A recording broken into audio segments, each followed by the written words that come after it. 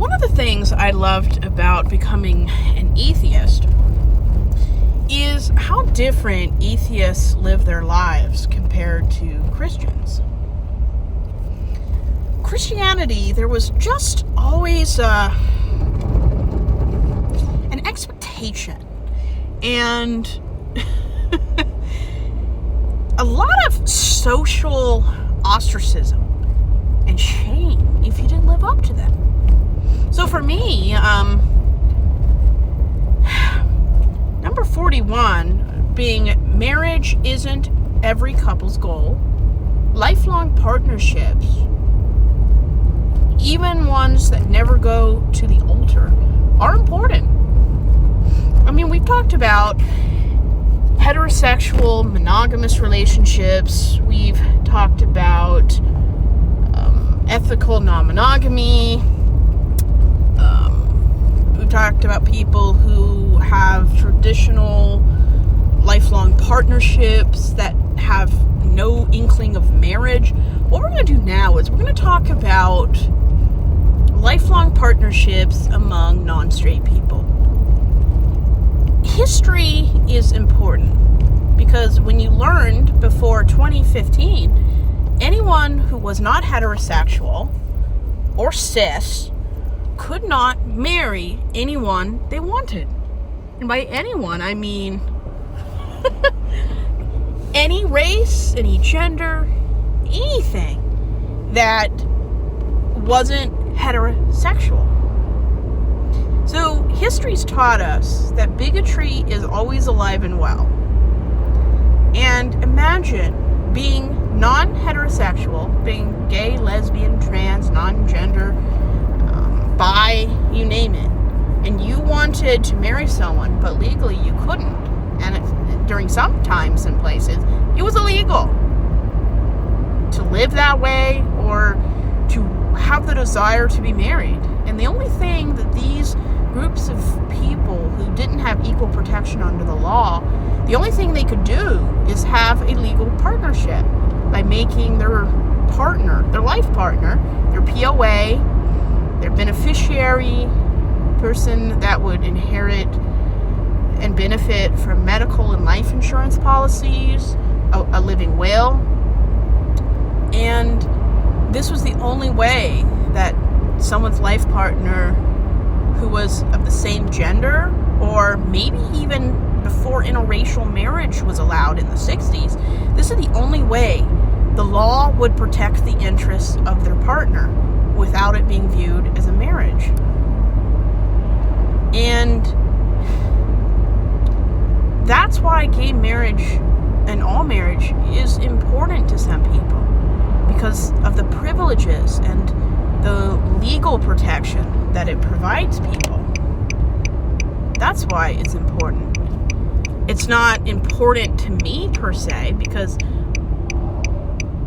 I don't believe in marriage and I don't want to be married, but that doesn't mean that I'm not going to protect everyone's ability to get married and have whatever family, whatever they want to, have.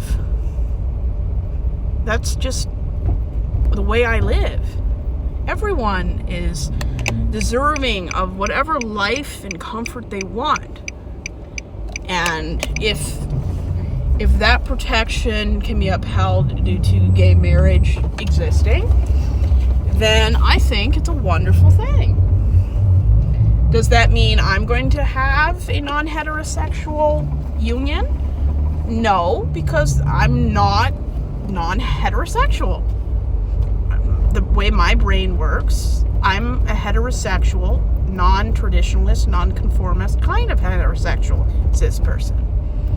But no, I'm not going to have a gay marriage, a lesbian marriage, or anything in between, because that's not the way my brain's wired. I'm not attracted to that form of sexual identity, sexual orientation.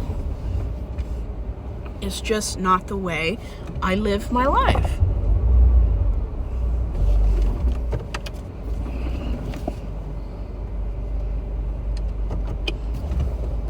So it's a very interesting thing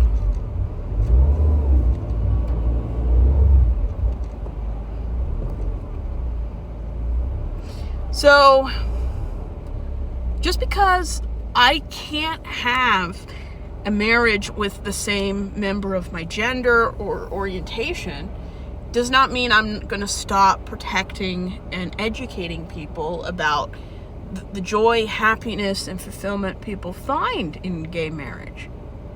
I just can't have a gay marriage because that's not my sexual orientation. Any more than expecting a gay, trans, or non-binary person to have a heterosexual marriage when that's just not the way they want to live their life. And if you have integrity, you can't live a lie. But our society does very little to teach the next generation that every partnership, legal, marriageable, or anything in between, is as valuable as the nuclear family. And it's so frustrating. And we're slightly going backwards because under Donald Trump, he doesn't even see trans people as people.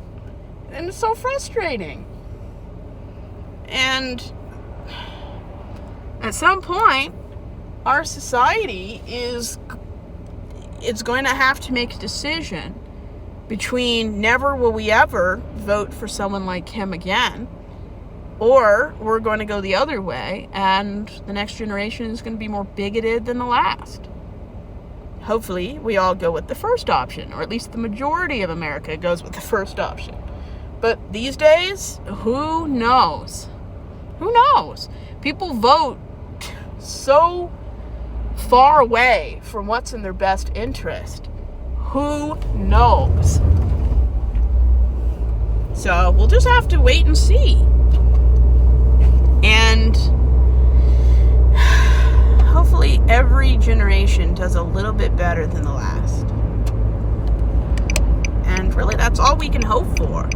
Hopefully the next generation, Alpha and Beta, they take a giant leap toward a better tomorrow. Because that's what life is about. And yeah, partnerships, regardless of having a will, a POA, or a marriage license, all partnerships, legal or not legal, and by not legal I mean they don't have paperwork for it, is all valid and should be honored and protected by everyone.